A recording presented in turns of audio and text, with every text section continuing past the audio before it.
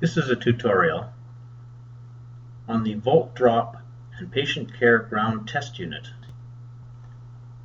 The test unit has been designed specifically for testing outlets in patient care areas and includes all the devices necessary to complete tests as laid out in the CSA Z32 standard, Section 5 for receptacles in patient care areas.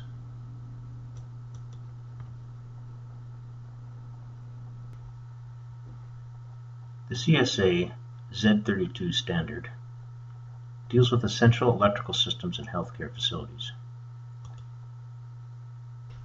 Section 5 deals specifically with electrical systems within patient care facilities. Conductor integrity, volt drop, branch circuit breakers, receptacle identification, retentive force within the receptacles, polarity testing, the load directories, voltage difference limits between reference ground and metal objects and receptacle grounds, ground return path voltage rise tested to ensure ground return path integrity. To help facilitate testing, we've developed a spreadsheet with all the necessary tests as laid out in Section 5 of the standard. This is a blank sheet, and it can be modified as you see fit.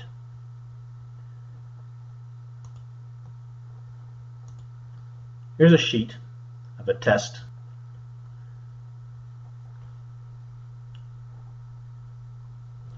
First of all, we lay out the room,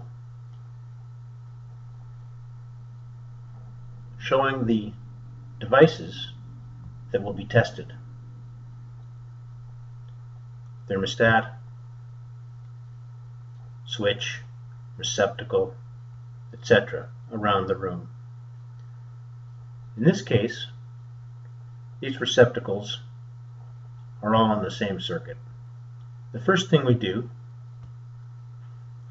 identify the circuits and ensure that the circuit number is on the label on the receptacle. Going back to the panel, turning off that circuit and exercising the circuit breaker 3 times to ensure its integrity. In this case, we can check the whole room. Circuit A39 is turned off.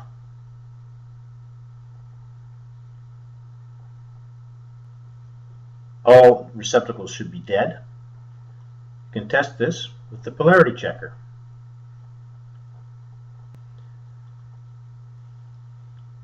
Plugging into the ground reference point on one of the receptacles, or if there's a ground reference box within the room that is accessible, plug into there. Plug into your fluke meter and put it onto beep, and just test to make sure that there is ground. In this case, the thermostat's all plastic, so we've written that down. The data tel is plastic, so that test can't really be done, but we've identified it. It does not have any metal that's showing. Next, we move our meter to millivolts, and we check to make sure that all these items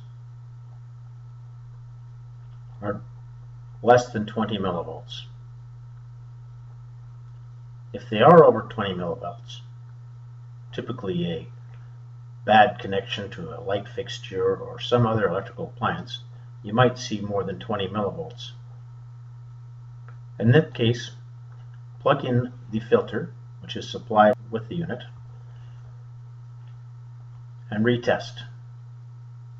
If it is still over 20 millivolts, it's likely a bad ground connection on the electrical device. The next thing we do is we do the tension test using the tension tester supplied Check line and ground and neutral on every single outlet. 4 ounces for the ground, 24 ounces for line and neutral. Next, we set up our test unit. Patient reference ground unit.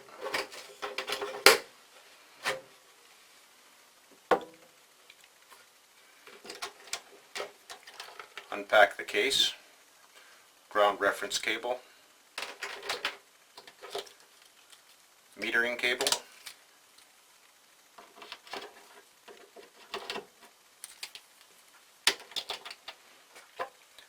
polarity checker,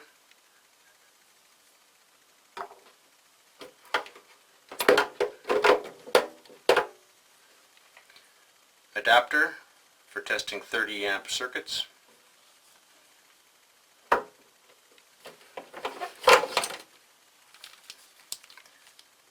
unit power cord,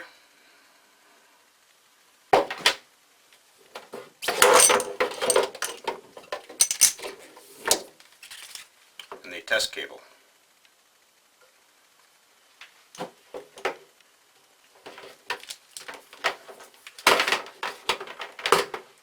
First we plug in the power unit.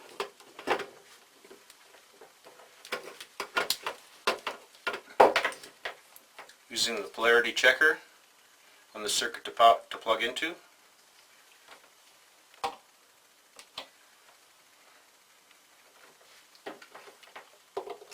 Plug it to the unit for testing. Power up the unit. Turn it on.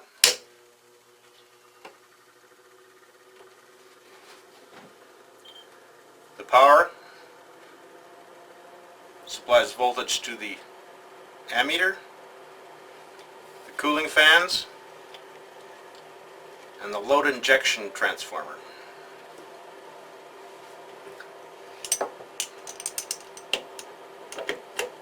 We connect the amphenol connector.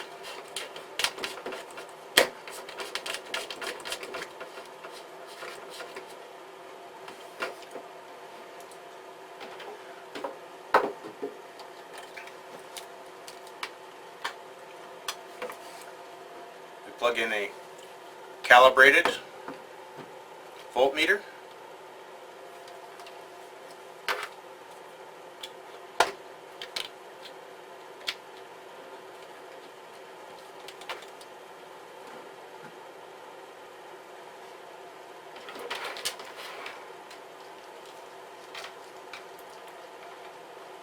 Plug in the ground reference.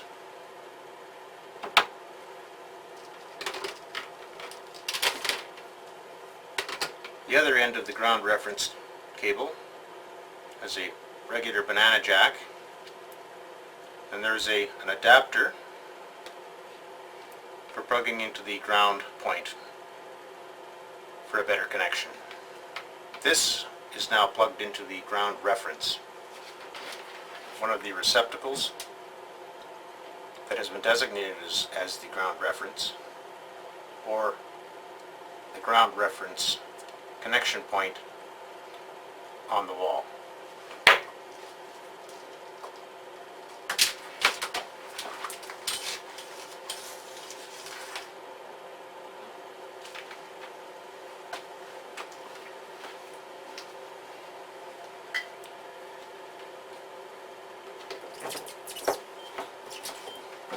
We're now ready to test our receptacle. Plug into the receptacle.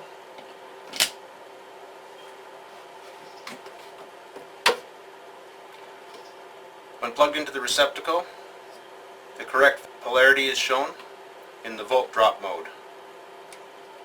It's very important that this be correct.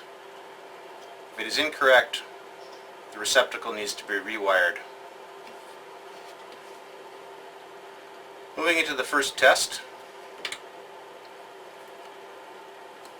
load test. We test to 80% of the circuit breaker capacity, in this case 15 amp circuit breaker, 12 amps.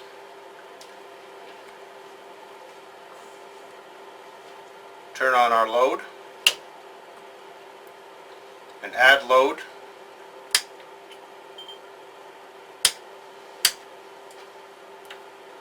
till we get to the required 12 amps.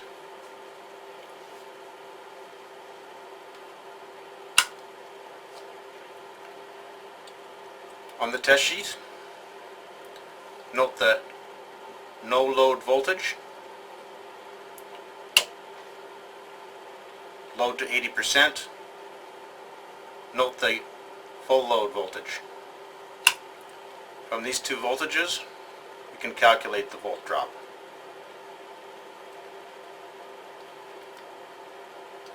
%5 is the limit. Next, we go to neutral to ground injection, dealing with this part of the system, which will inject current. Note the polarity has changed. This is normal. We move into the V1, V2 test. V1 test, no injection required. This is the voltage between the neutral and ground at the receptacle. 2 volts is the limit. If it is 0 volts, it is likely there is a short between the neutral and ground and needs correction. A small amount is preferred. Again, over 2 volts is unacceptable. We move to the V2 test. That's driving current from the neutral in the test through the ground and back through the center point of the transformer. This test checks the voltage across the ground to the ground reference box in the room. We inject the same current that we loaded it to in the load test. So in this case, 12 amps. In the V2 test, we turn on the current and we raise it to 12 amps. Over 3 volts is unacceptable. With this information written on the test sheet, return the switches back to the volt drop position, showing correct polarity, and we can move to the next receptacle.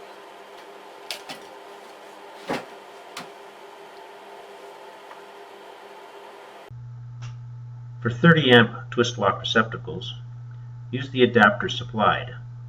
Plug it into the test cable and into the twist lock receptacle in the wall. Using a resistive load, plug into the polarity receptacle on the unit. This will add load greater than the resistors that are in the unit.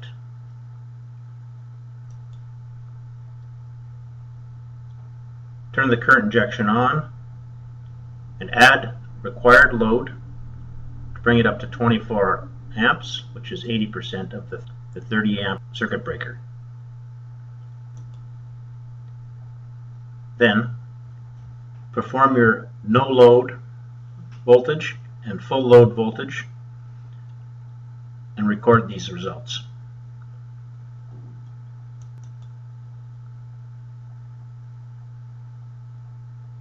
The current injection part of the test equipment is capable of generating more than 24 amps. So external equipment is not required. The Z32 requirement requires that the volt drop be as specified within within the Canadian Electrical Code, Rule 8102. 8102 requires that the voltage drop not exceed 5% from the supply side of the consumer's service to the point of utilization and not exceed 3% in the feeder or branch circuit. In other words, from the panel to the receptacle tested, 3%, 2% at the panel. To establish the volt drop at the panel, you can use the supplied adapter cable and an extension cord. Plugging into a receptacle which is on the same phase but a different circuit breaker as the receptacle being tested. No load, voltages should be equal. Under load, the voltage shown connected to the test unit is the full circuit, including the panel. The voltage shown on the meter connected to the receptacle on the same phase but different circuit shows the voltage under load at the panel. Using your no load voltage and on load voltage, you can calculate the total volt drop and the volt drop from the panel. By deducting the volt drop from the panel from the total, you will have the resultant feeder branch circuit volt drop. This information is useful if you have volt drop percentages much higher than 3% and definitely over 5%. A new line on the test sheet can be added for this information. The standard requires that the conductor insulation be greater than 10 k ohm for neutral conductors to ground and greater than 500 k ohm for ungrounded conductors to ground. Using the supplied adapter cable and the supplied megohm meter, you can test the circuit from the ungrounded conductor to ground with the circuit breaker turned off. Use the polarity checker to ensure that the circuit is turned off. Lock out and tag panels to ensure no one will re-energize during tests. The acceptable limit for the ungrounded to ground is 500 k ohms. In this case, using a 200 megohm meter, it is well above this and fully acceptable.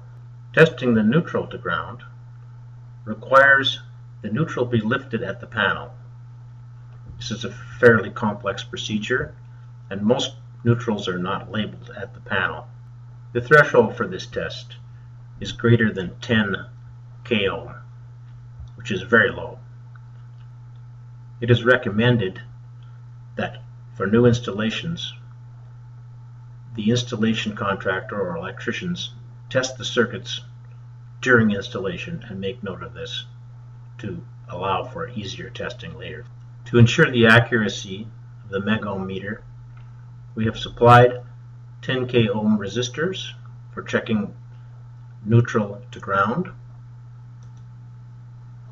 and 470 k ohm resistors for the ungrounded conductor to ground test. If using a megohm meter other than the one supplied, these resistors can be used to check the equipment. To ensure calibration of the unit, we move the calibrate switch to the calibrate position with the test leads for the meter plugged into the current calibration series ammeter. With the test leads plugged into the current on your calibrated meter, we turn on the load injection.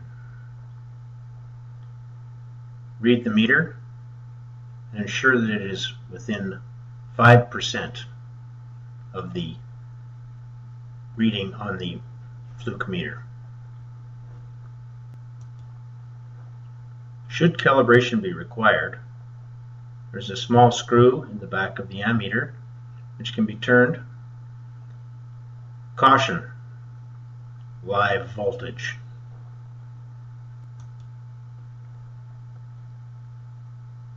The fluke meters are generally only good for 10 amps.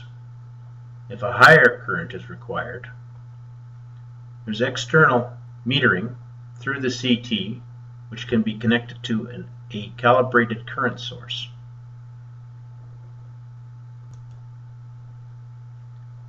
Here is a schematic of the inside of the unit. Note the calibration points here and the calibration switch, and the external calibration through the current transformer.